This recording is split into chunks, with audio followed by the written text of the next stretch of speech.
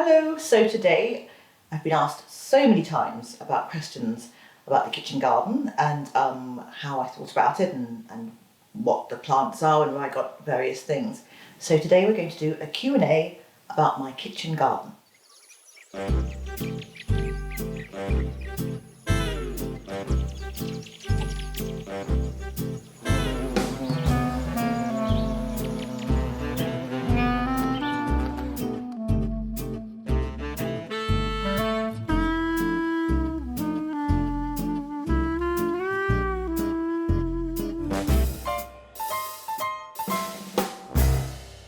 I've got all of your questions on my phone, so let's begin.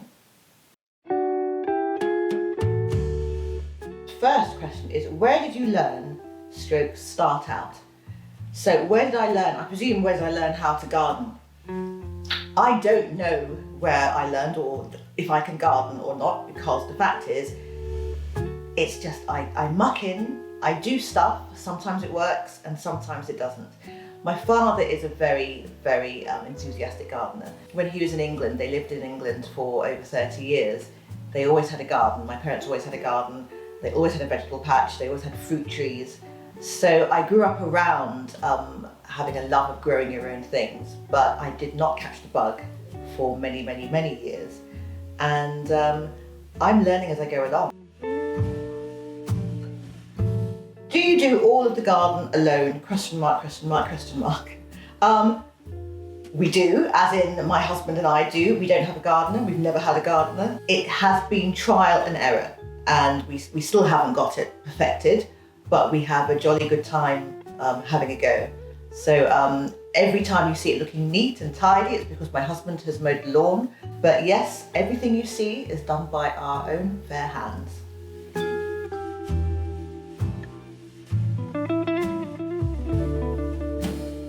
Where did you buy those terrific cloches? Now, I get asked this all the time, and I found those from Waitrose Home and Gardens. They're a copy of a Victorian cloche, and if you don't know which ones I'm talking about, they are some people call them the mini greenhouses. They have little lids, and they're metal and they're glass, and they give a sort of a very Victorian view and image of a kitchen garden. But also, I think some people call the cloches the glass garden cloches, but sort of the bell jars. And those I bought years ago, actually several years ago, and they're from, I think, Howard Horticultural. But a lot of the things I do, I look at old gardening books and I look at old films and old magazines for inspiration. And I literally just Google. So if I've seen something, I will Google old-fashioned Victorian cloches or old-fashioned bell jars, and that is how I found most things. How do you stop the birds eating the food that you're growing? All of our carrots got eaten by birds. Now that's a funny thing, because we have lots of birds, but we also have squirrels roaming our garden. And we had a terrible problem trying to grow strawberries this year, because every time we would wake up in the morning, we'd find a strawberry with a perfect bite taken out of it by what we presumed were squirrels. So what I've had to do is I bought wire framed cloches to put over the strawberry plants. In the future, we may have to actually buy whole fruit cages to put our fruit crop in. But for now, the birds don't tend to touch anything else, and the squirrels don't tend to touch anything else but the strawberries. So we've been quite lucky, maybe. This seems like such an immense undertaking. However, do you plan your time? It's funny actually, because I find the whole gardening experience very intuitive. I go out when I want to, and I go out when I feel like it, which at the moment seems to be happening daily. But now I have my garden office, which overlooks my kitchen garden. I will always pass it on my way into the office, so I see what needs doing, and it's a little and often, very often.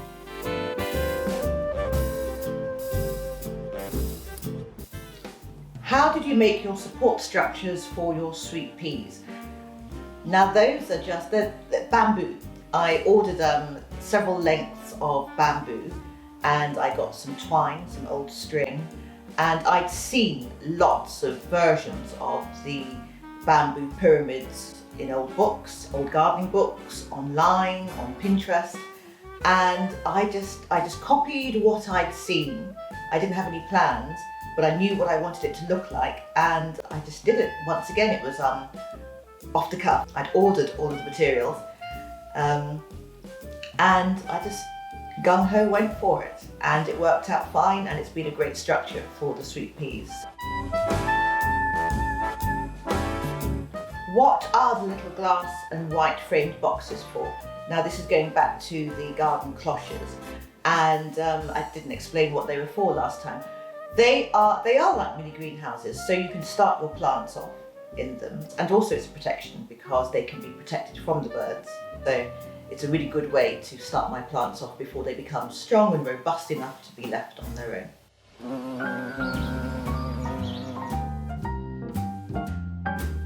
What's a plant that you recommend for beginners? Now, it depends what you're wanting to grow. So for instance, if you're wanting to start a kitchen garden, then lettuce.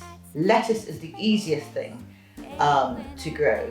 And you can buy them as seeds if you have a greenhouse or somewhere warm to store them, or you can grow them as plugs. And you can order them as plugs, which are literally the little small plants that have come just after they've been in the greenhouse.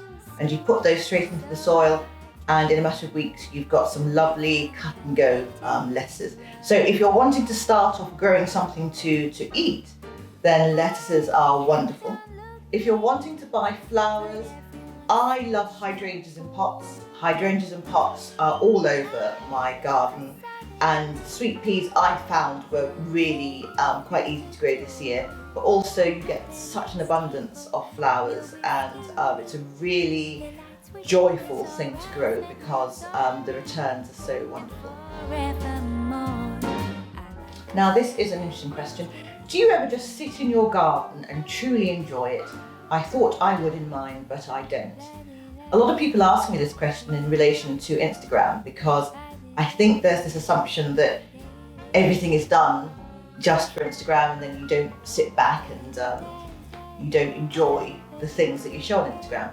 Now, my garden purely is for me first and for my family first and for Instagram afterwards.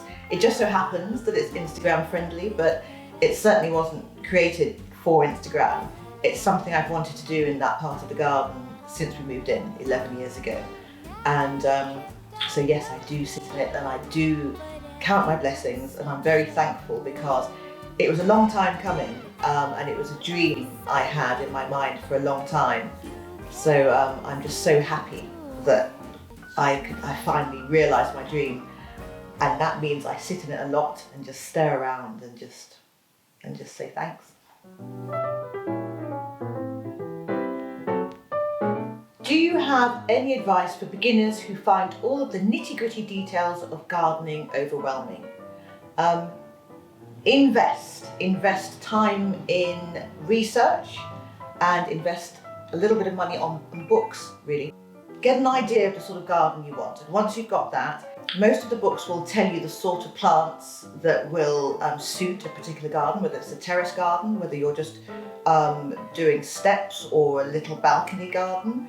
There's a wonderful girl who calls herself the Balcony Gardener on Instagram, and it's for small spaces. There's a gardening book for everything. So rather than stare at your space and get overwhelmed, I would find somebody who shares that same niche or that same category and do your research. Look on Pinterest, put in small gardens or terrace gardens, and by doing that you'll get an idea of where to start and how to start. Did you always have a vegetable garden? No, I didn't always have a vegetable garden. In fact, that part of the garden was the children's garden when we first moved in, and we thought that it would be a process that would go very quickly, but then lockdown happened and we ended up doing a lot of it ourselves, and it was a real labour of love and it was hard work, but it's so gratifying to know that I actually helped build the garden office, the raised beds. I knew that I wanted to have the willow coverings. it's just a loved space. It's not perfect, but that's how I love living my life. You know, it's perfectly imperfect for me. Will you have some gardening tips in your new book? Now, I will have gardening tips in my new book, but they will be from the perspective of somebody who has been learning as they've gone along. So I find that gardening has brought me a lot of joy over the years, and so my gardening tips are all small little projects about that are hopefully going to bring you small pockets of joy, because that's what it's all about. It's about giving yourself an opportunity to have a few minutes peace and things that bring you joy that are fast and easy and relatively straightforward to do. So that sort of gardening will be in my book. Do you have a favourite flower or plant? You know, I do. Hydrangeas are probably my favourite flower. And I love them throughout the garden. And I often see these wonderful images of people with their gardens in New England. And you just see sort of rows and rows and this abundance of hydrangea bushes, and I think it's absolutely fabulous. And the funny thing is I grew up with hydrangea plants throughout South London. I was born and bred in London. And in South London, they were on every corner, in everyone's front yard, in every garden, and no one paid the slightest bit of interest to them. I think they were almost seen as a very sort of everyday plant, you know, nothing interesting, nothing particularly fabulous. And now everyone loves them, and for good reason, because they are gorgeous. They can be so big and puffy, they can fill up space, and they can be dried to look even more beautiful. So I would say hydrangeas for their versatility. But the house is surrounded by lavender, so we have box balls and lavender, and lavender for its smell and for the fact that it's just so pretty. It's such a vibrant colour, gorgeous. And in the house, in terms of garden flowers, I love peonies. So I haven't given you one, I've given you three. So I would say my top three would be hydrangeas, peonies and lavender. What's your favourite thing in the garden at the moment? I have to say that's something that changes quite a lot, because it's usually the newest thing in my garden. And the newest thing in my garden at the moment is my potting shed. And it's in the shape of a sort of shepherd's hut stroke gypsy caravan, and I love it. And what I love and what I have throughout my house and throughout the garden is it has to be function and beauty. Everything is useful and everything needs to be there. Nothing is there just for show. It's all used. So my potting shed is a potting shed and I really use it. But I feel that, you know, you can have practical things that are beautiful. Do I find gardening to be a de-stressing and therapeutic exercise? Oh my goodness, 100%. It is the most de-stressing and most therapeutic, I mean, you've got it in one in that question, thing that I could possibly do. I used to find a lot of sort of de-stressing and relaxation in reading, and I still do, I love to read. But I now find just adding that physical activity is so gratifying. And also there's something about growing something yourself, growing something from scratch, or nurturing something that is just so life enhancing. It gives you a feeling of satisfaction, and at a time when so much of the world is out of our control, to be able to grow something and to feel that you've achieved something from start to finish is just a wonderful feeling, and I would recommend it to anyone. Do you have to have a large garden to grow vegetables? Gosh, absolutely not. You can grow vegetables in buckets and in little mini raised bed containers. Container gardening is a massive thing. It's a massive movement. Always has been. It's nothing new, but there are a lot more books and lots more information on it. I think it's called square bed gardening, or is it square meter gardening? You can have a square meter on, I think it's square foot gardening, that's the one. There's so many books and so much information on growing things in small spaces, even if it's a windowsill. In the book I've written that's coming out in October, there are sections on what to do if you haven't got a garden at all. So it's very possible. It just takes a little bit of imagination. You can grow things in the smallest little pots and vintage jars and different things. It's just trial and error. Your garden looks so perfect. Are you a perfectionist? Well, first of all, thank you very much. I think photographs only tell part of a story. There's a lot of imperfections in my garden.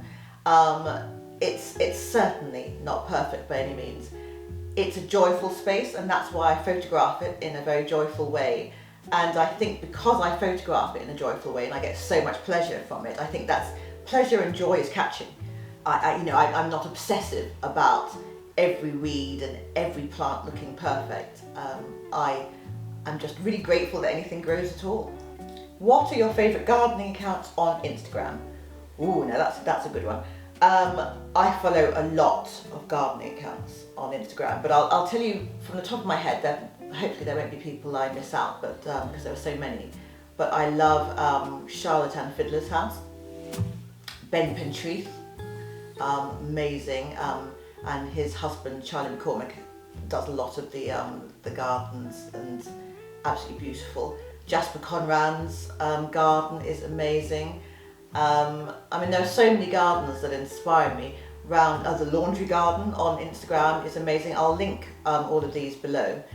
But around the corner from me is Oxborough Hall, and owned by the National Trust, and that's a wonderful garden, a lovely kitchen garden, and has been a great source of inspiration.